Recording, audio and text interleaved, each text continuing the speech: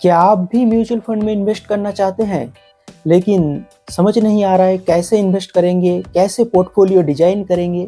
चलिए आज एक एग्जाम्पल से समझते हैं कैसे पोर्टफोलियो बनाना चाहिए। अगर आप मॉडरेट रिस्क टेकिंग इन्वेस्टर है या फिर एग्रेसिव इन्वेस्टर है तो आपके लिए कैसा पोर्टफोलियो सूटेबल होगा, देखेंगे इस वीडियो में। लेकिन उसका पहले आप सभी से रिक्वेस्ट है, आप मेरा चैनल ज़रूर सब्सक्राइब कीजिए, क्योंकि देखिए वीडियो बनाने के लिए बहुत डाटा कलेक्ट करना पड़ता है, बहुत मेहनत लगता है। अगर आप सब्सक्राइब करेंगे तो थोड़ा मोटिवेशन मुझे मिलेगा। चलिए वीडियो शुरू करते हैं।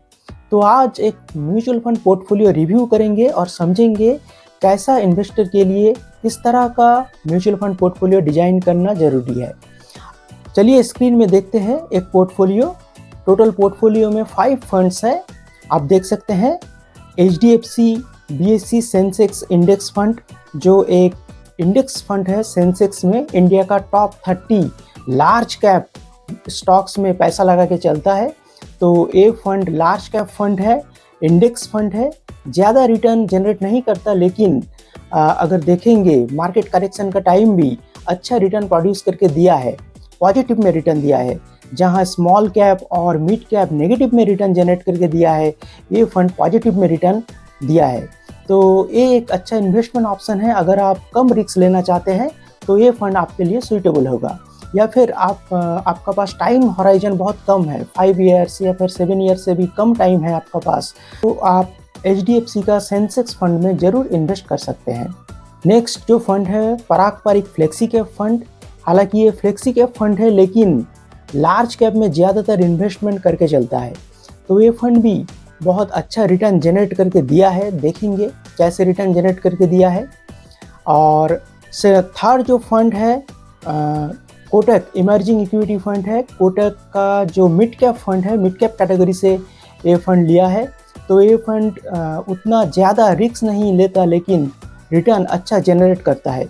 तो मिड कैप कैटेगरी में कोटक इमर्जिंग इक्विटी फंड एक अच्छा फंड है। नेक्स्ट 2 स्मॉल कैप फंड है, निपॉन इंडिया स्मॉल कैप और बंधन स्मॉल कैप। 2 जो स्मॉल कैप फंड है, 2 स्मॉल कैप फंड 2 तरह का है। एक तो देखिए निपॉन इंडिया, जो काफ़ी दिनों से मार्केट में अवेलेबल है और AUM बहुत हाई है निपॉन इंडिया का।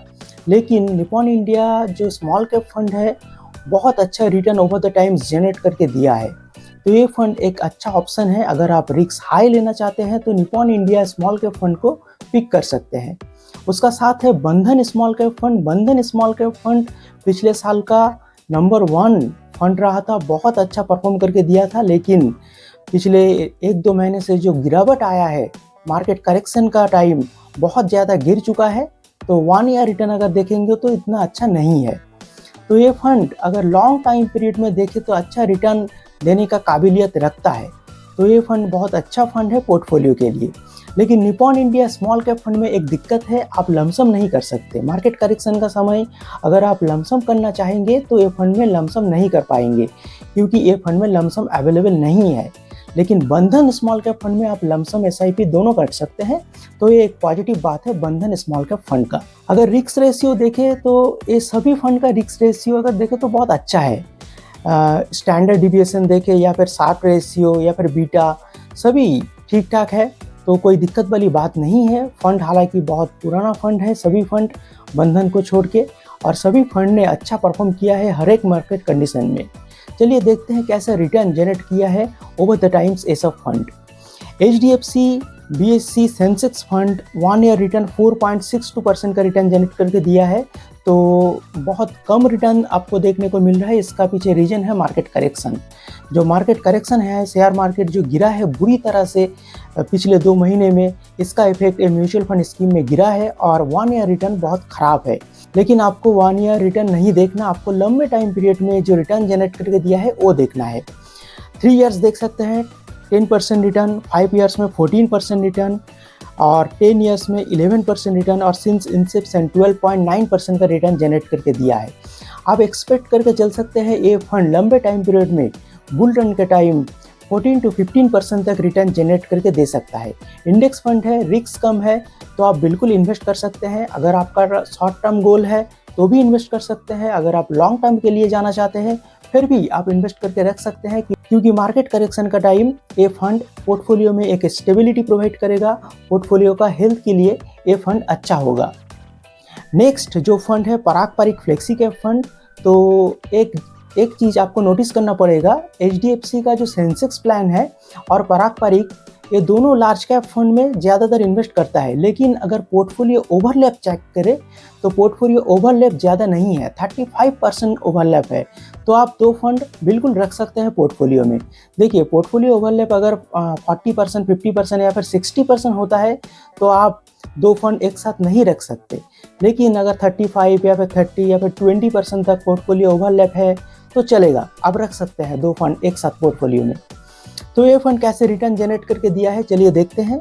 पराग पारिक 1 ईयर टाइम होराइजन में 14% का रिटर्न जनरेट करके दिया है, 3 ईयर में 18% का रिटर्न जनरेट करके दिया है, 5 ईयर में 23% का, 10 ईयर में 18% का। देखिए 10 ईयर लंबे टाइम पीरियड में 18% का रिटर्न बना के दिया है। तो ये एक बहुत हेल्दी रिटर्न बना के दिया है पराग पारिक फ्लेक्सी कैप फंड। तो ये फंड कंसिस्टेंटली अपने बेंचमार्क और कैटेगरी एवरेज को बीट किया है और लंबे टाइम पीरियड में अच्छा रिटर्न बना के दिया है। सिंस इंसेप्शन देखिए 20% से ज़्यादा का रिटर्न बना के दिया है ये फंड। तो फ्लेक्सी कैप फंड है, स्मॉल कैप जैसा रिटर्न प्रोवाइड कर रहा है, तो इससे अच्छा बात और क्या हो सकता है। तो ये फंड बिल्कुल पोर्टफोलियो के लिए सूटेबल है। अगर आप बिगिनर है, नया पोर्टफोलियो डिजाइन करना चाहते हैं तो पराग पारिक फ्लेक्सी कैप फंड को आप कंसिडर कर सकते हैं। नेक्स्ट मिड कैप कैटेगरी से एक फंड है कोटक इमर्जिंग इक्विटी फंड। देखिए ये फंड 1 ईयर टाइम होराइजन में 14% का रिटर्न दिया है, 3 ईयर्स में 19.87 मतलब 20% का रिटर्न जनरेट करके दिया है, 5 ईयर टाइम होराइजन में 23% का रिटर्न दिया है, 10 ईयर टाइम होराइजन में 17% का और सिंस इंसेप्शन 20% का रिटर्न जनरेट करके दिया है। मिड कैप कैटेगरी का फंड है, हालांकि रिस्क ज़्यादा है, पराग पारिक से रिस्क ज़्यादा है मिड कैप फंड में, फिर भी ये फंड अच्छा रिटर्न जनरेट करके दिया है 20%। लेकिन अगर आप देखें मोतीलाल का जो मिड कैप फंड है वो इससे भी ज़्यादा रिटर्न जनरेट करके दिया है। तो कोटक के जो इमर्जिंग फंड है ये उतना रिस्क नहीं लेता, ये एक अच्छा बात है। और रिटर्न बहुत हाई तो नहीं जनरेट करके नहीं देता, लेकिन जो रिटर्न जनरेट करके देता वो ख़राब नहीं है। 20% रिटर्न ख़राब नहीं होता। किसी म्यूचुअल फंड स्कीम अगर लंबे टाइम पीरियड में 20% से ज़्यादा का रिटर्न देता है तो उसे अच्छा माना जाता है। तो ये रिटर्न को आप ख़राब ना समझे, ये एक अच्छा रिटर्न है और ये पोर्टफोलियो के लिए एक अच्छा फंड है। अगर आप बिगिनर है या फिर एग्रेसिव इन्वेस्टर है तो आप कोटक इमर्जिंग इक्विटी फंड को पिक कर सकते हैं, कोई दिक्कत वाली बात नहीं है। लास्ट में दो स्मॉल कैप फंड है, Nippon India small cap. Small cap पिछले साल अच्छा रिटर्न नहीं जनरेट करके दिया, मिड कैप ने अच्छा रिटर्न प्रोवाइड किया है, लार्ज कैप ने पॉजिटिव में रिटर्न दिया है, फ्लेक्सी कैप भी पॉजिटिव में रिटर्न जनरेट करके दिया है। लेकिन जो स्मॉल कैप है लास्ट ईयर बहुत ही खराब परफॉर्म किया है और उसका इफेक्ट आप देख सकते हैं। Nippon India small cap fund का 1 ईयर रिटर्न में 3.65 का रिटर्न केवल जनरेट करके दे पाया है। तो ये रिटर्न बहुत ही कम है क्योंकि मार्केट का हालत ठीक नहीं था। जो करेक्शन आया, इस करेक्शन का वजह से स्मॉल कैप फंड बहुत ज़्यादा टूट चुका है और Nippon India small cap fund भी बहुत टूट गया है और 3% का रिटर्न सिर्फ जनरेट करके दे पाया है। लेकिन लंबे टाइम पीरियड में देखिए 10 ईयर में 20% से ज़्यादा का रिटर्न जनरेट करके दिया है और सिंस इंसेप्शन 25% का रिटर्न जनरेट करके दिया है। तो स्मॉल कैप फंड है और लंबे टाइम पीरियड में अच्छा रिटर्न बना के दिया है।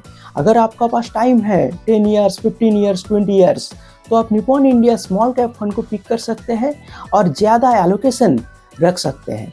देखिए अगर आपका पास शॉर्ट टाइम है तो एलोकेशन पराग पारिक या फिर HDFC का सेंसेक्स प्लान में ज़्यादा कर सकते हैं क्योंकि आपका पास टाइम होराइजन कम है। लेकिन अगर आप ज़्यादा रिस्क लेना चाहते हैं, ज़्यादा टाइम आपके पास है, तो आप जो स्मॉल कैप और मिड कैप फंड है उसमें एलोकेशन ज़्यादा कर सकते हैं और लंबे टाइम तक होल्ड कर सकते हैं। तो अगर ज़्यादा टाइम आप वेट करेंगे तो ज़्यादा रिटर्न भी आपको देखने को मिलेगा। बंधन स्मॉल कैप, ये small cap fund 5 years complete अभी नहीं हुआ है, 1 ईयर रिटर्न 13% का है। तो 1 ईयर रिटर्न ख़राब नहीं है। अगर देखिए निपॉन इंडिया से तो बहुत अच्छा रिटर्न जनरेट करके दिया है क्योंकि मार्केट करेक्शन का टाइम अगर स्मॉल कैप फंड में देखें तो बहुत गिरावट आया है, फिर भी 13.93 मतलब 14% का रिटर्न 1 ईयर में जनरेट करके दिया है ये फंड। तो ये फंड बहुत अच्छा रिटर्न जनरेट करके दिया है। मार्केट सिचुएशन का वाइज अगर आप देखें तो 3 ईयर टाइम हॉराइजन में 25% का रिटर्न जनरेट करके दिया है। तो लंबे टाइम पीरियड का तो डाटा अवेलेबल नहीं है, फिर भी शॉर्ट टाइम पीरियड में तो ये अच्छा रिटर्न जनरेट करके दिया है। और रिस्क भी अगर देखें तो रिस्क उतना ज़्यादा हाई नहीं है, स्टैंडर्ड डिविएशन या फिर बीटा देखें तो सभी ठीक ठाक है ये फंड का। तो अगर आप इन्वेस्ट करना चाहते हैं, अगर आपका पास लंबे टाइम पीरियड है, तो बंधन स्मॉल कैप फंड आपका पोर्टफोलियो के लिए सुइटेबल होगा। लेकिन जो एलोकेशन मैंने बताया हूँ वो एलोकेशन ठीक रखना पड़ेगा। अगर आपका पास शॉर्ट टाइम है तो लार्ज कैप, फ्लेक्सी कैप इसमें एलोकेशन बढ़ा दीजिए। अगर आपका पास टाइम ज़्यादा है तो लार्ज कैप, फ्लेक्सी कैप में एलोकेशन थोड़ा कम रखिए और मिड कैप, स्मॉल कैप में एलोकेशन थोड़ा ज़्यादा कर दीजिए। अगर आप पोर्टफोलियो डिजाइन करना चाहते हैं तो पोर्टफोलियो में एक लार्ज कैप, एक फ्लेक्सी कैप, एक मिड कैप, एक स्मॉल कैप या फिर 2 स्मॉल कैप आप ले सकते हैं। ये अच्छा रहेगा। 5 फंड से आप ज़्यादा नहीं ले तो अच्छा रहेगा, क्योंकि पोर्टफोलियो थोड़ा कंसंट्रेशन होने से रिटर्न जो होता है वो ज़्यादा जनरेट करता है और एक्सपेंस रेशियो भी कम देना पड़ता है। तो ये पोर्टफोलियो आपको कैसा लगा, आप ज़रूर कमेंट बॉक्स में अपना ओपिनियन शेयर कीजिए और ऐसे और भी सारे वीडियो के लिए देखते रहिए मनी माइंडसेट।